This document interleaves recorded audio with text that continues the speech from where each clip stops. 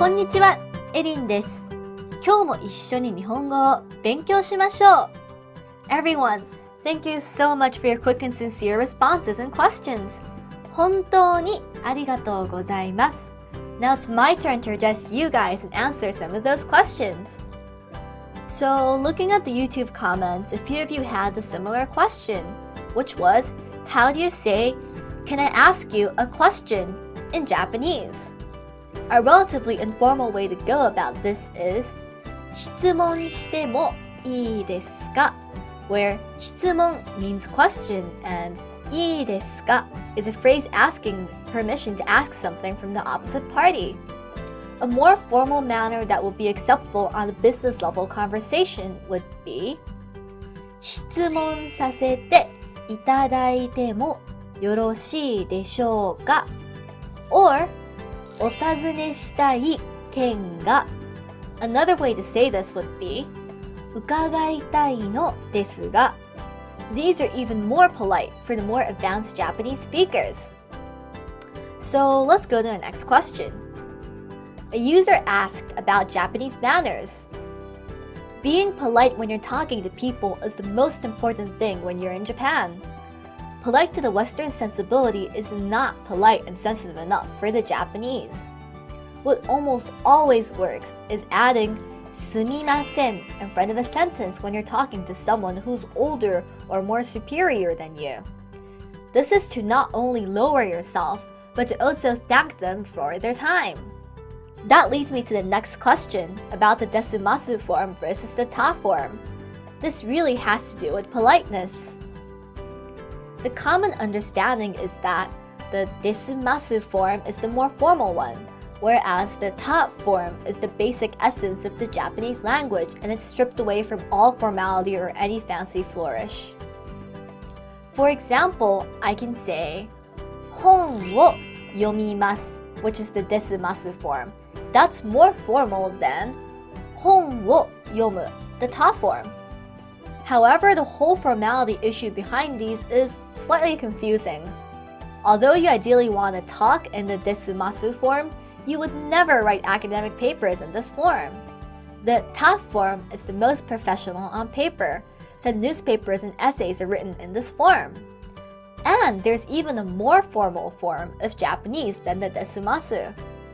The desumasu form is called teinego in Japanese, and it's the least formal out of the honorific forms, keigo in Japanese.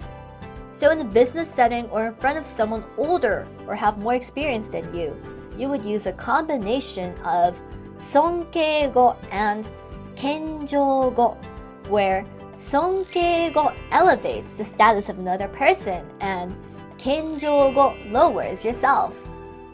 For example, there's the word yu in Japanese, which means to say.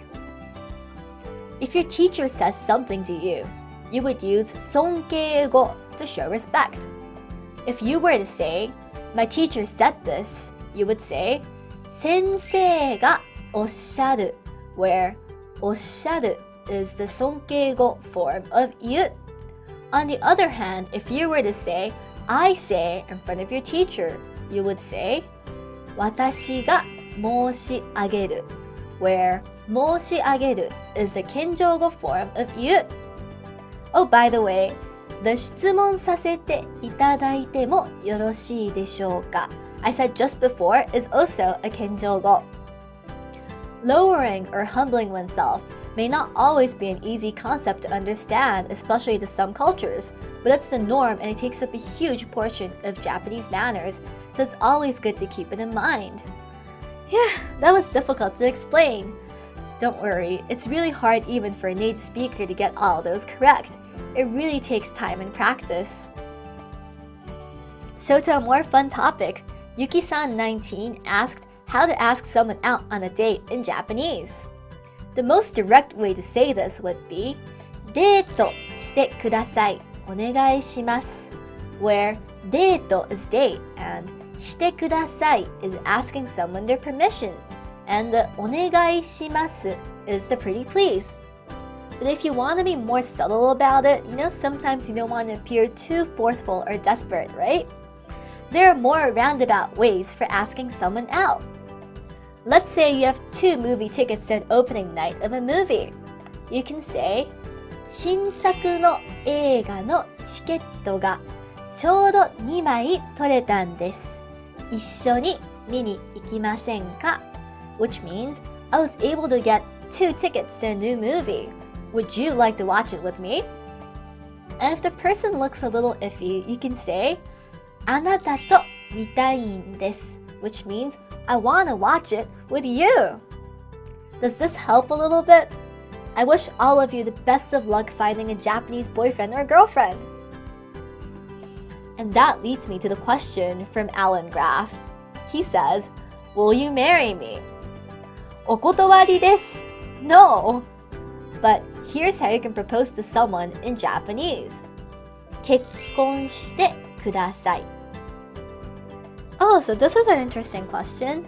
Nimzo was asked, where does Erin come from? I come from Osaka. I would say, 出身は大阪です in Japanese, where 出身 means hometown. I can also say, 大阪から来ました, which means I came from Osaka. However, I currently live in New York. でも今はニューヨークに住んでいます. Okay, a few people asked for translations. 告白の噴水広場 means love proposal at the plaza with the fountain. 草原に立つ2本の木のように means like the 2 trees growing in the grassy plain. やっぱり means just as I thought or just as I expected. So moving right along. When Japanese people add kedo at the end of a sentence, it's usually more of a filler like yeah and, you know? For example, I can say, 私、お昼にカツ丼食べたんですけど、あなたは何を食べましたか? Where I'm saying, I ate a katsudon for lunch. How about you?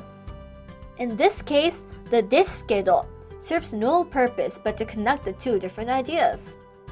However, there's the occasional time when people use it correctly with its original function as a coordinating conjunction that presents a contrast or an exception. For example, I can say, 母は背が高いんですけど、私は背が低いんです. Which means, my mom is tall, but I'm short, where ですけど means but. And the difference between 持っています and あります. It's basically straightforward unless you're talking about money. If you physically have or own something, you would use 持っています. For example, 私はカバンを持っています. I have or am holding a bag. On the other hand, if something physically exists and you're aware of it, you would use あります. For example, ここにコンピューターがあります. There's a laptop here. However, you can use both 持っています and あります for money.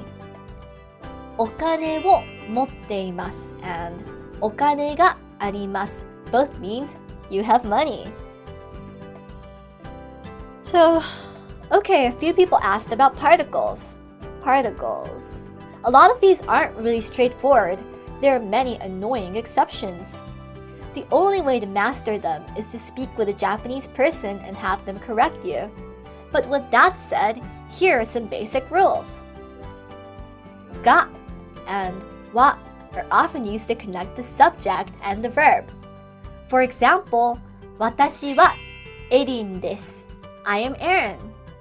Or 犬が吠える. A dog barks. Wa is usually used for something static to describe the state of, whereas ga is used for something dynamic where someone or something is actively doing something. No usually denotes someone or some things. 私のカバン, which means my bag. Wo is usually put between an object and the verb to denote that there's action taking place in relation to the object. For example, カバンを買う, which means buy a bag. Note the wo in between the 가방 and 가우, bag and buy.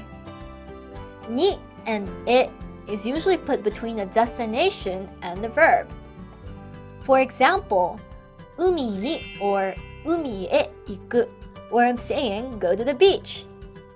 These are used interchangeably, but according to one Japanese linguist, ni emphasizes a destination, whereas it just generally defines an abstract concept of the direction of the destination.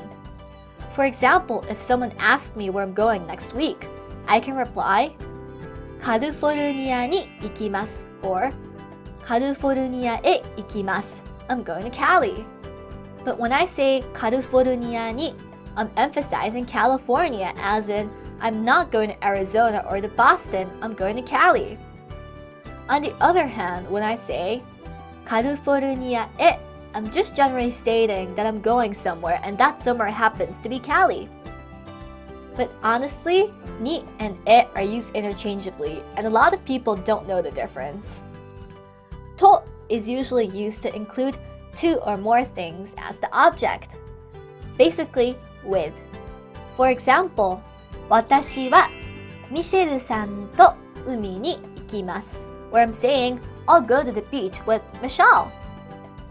Oh, and speaking of which, there's an ongoing debate in Japan on how to pronounce the word anime. There are two basic pronunciations, anime and anime. At this point, it's your own choice. It's nothing to argue about with your friends. Wow, that was long. Thank you guys so much for all the questions, comments, and the support. I'm sorry I couldn't cover all of the questions you guys sent, but I'll sure keep them in mind when I'm writing the future lessons. Oh, and make sure you guys keep on posting the questions because we'll soon do a future lesson, something like this one. Oh, and by the way, the thing I say at the end, it means until next time. See you! 次回もお楽しみに。またねー!